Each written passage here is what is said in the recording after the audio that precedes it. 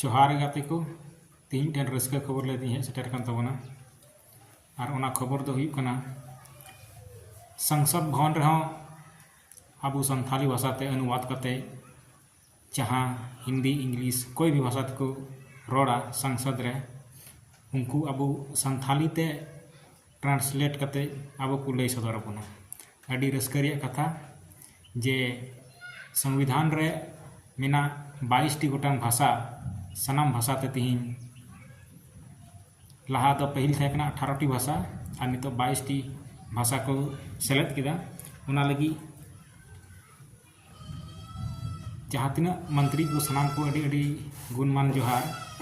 और आबू संथाल विशेष होते संथाल आदिवासी लगी ते हों अड़ी रस्का खबर जे आबू उना तीन संथाली ते हों आबुआ भाषा ते हों संसद भवन रे रोड आंजमोआ अड़ी रस्का कथा मेनखान दुख रिया कथा दो मिटे नियागी जे अपनार आबुआ भाषा रे गर्व बांग बुझेव कथे आबू जस्ती अकोय ते हड़ बुन नेल कोआ जे इंग्रेन गिद्रा से जहां गी नोंका को मनेआ जे बोले इंग्रेन गिद्रा दो हिंदी ते रोड़दा इंग्लिश ते रोड़दा अड़ी नपाय रोड में सनाम भाषा ते रोड में जहाँ तीन भाषा मेना सब भाषा रे सम्मान में मेनखान सब खय मारांग दो आमा भाषा कना जहाँ दो हुडिंग खना आमे रोड आरांग सेणाव का मिया आम जनम आयु आमा जनम आरांग ओनागी जतो खय मारांगा मेनतान को जनम आयु दे रेंगे रेहों ओना उनी गी मारांग मिया आ जनम रोड दो निधन रेहों ओना तिगी मारांगा ओना लेकाते तीन नुआ ट्रांसलेटर रे आबुरेन दुमका खना मी तिरले हपन जहाँ दो मेतना आशा किरण हांसदा और नौका गी मेना कोआ पिया गिद्रे पुनिया उनको जहाँ दो संसद को रपड़ा लपया को आबुआ लगी ते कथा उन्हें को दोहया उना संथाली ते तीन को खुना को लय सदर आबोना अड़ी खुशी रिया खबर कना और जहाँ तने गबन ऑलो पढ़ा कान इन से को मेना जे संताली भाषा अपनारा जन्म आड़ांग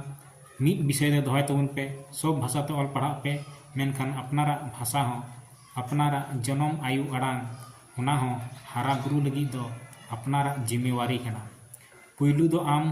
ओना आड़ांग ओना भाषा तेगिम रोड सेना लेआ और ओना जदीम अड़िसा एनखान कहीं ना कहीं आमगिम आदोआ तो आमा परसी लगी दो आमगी नेल में चेल अका बाको मेना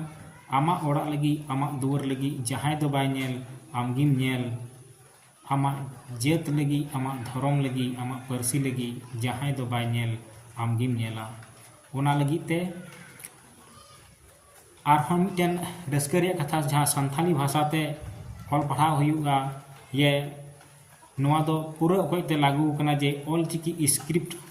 ते नवा दो ओलोगोआ ओनाते पंडित रघुनाथ मुर्मू जहाँ दो 1905 ईस्वी रे ऑल चिकी लिपि आज दिसुम होटे सदर लेआ ओना रिया उनिया कुकमु पुरवेन तया साई सिरमा रे नोय लेबेट किदा और नवा साई सिरमा रेगी संसद भवन रे संथाली भाषा ते ओलोगोआ और रोड़ोगोआ तो अड़ी गुण मनाव जोहार दिसम कोठेन दिसम बोया ठीक सदर किया नवा कथा आपे हाँ पेपर के माध्यम ते या कोई भी माध्यम ते पे बढ़ाई गया मेनखान एनते रहा इन थोड़ा मने हुईना जे नवारे वीडियो इन बनावा और वीडियो बनाव कतेन आपे को तलारिन सदरा मा एनखान आमा जनम आयु आड़ांग आम तिगी गरजाम आम तिगी हारा बुरुई में एटा हड़ दो को हारा बुरुया संथाली ते संसद भवन रे गुंजा संथाली भाषा और नुआ संथाली भाषा लगी ते नितो जुदी आम ऑल पढ़ाम तहना एनखान आम हो अड़ी नपाय जगह रे नौकरी न्यामा से संथाली भाषा ते हो ऑल पढ़ाव कते नौकरी बुन न्यामा जोहार।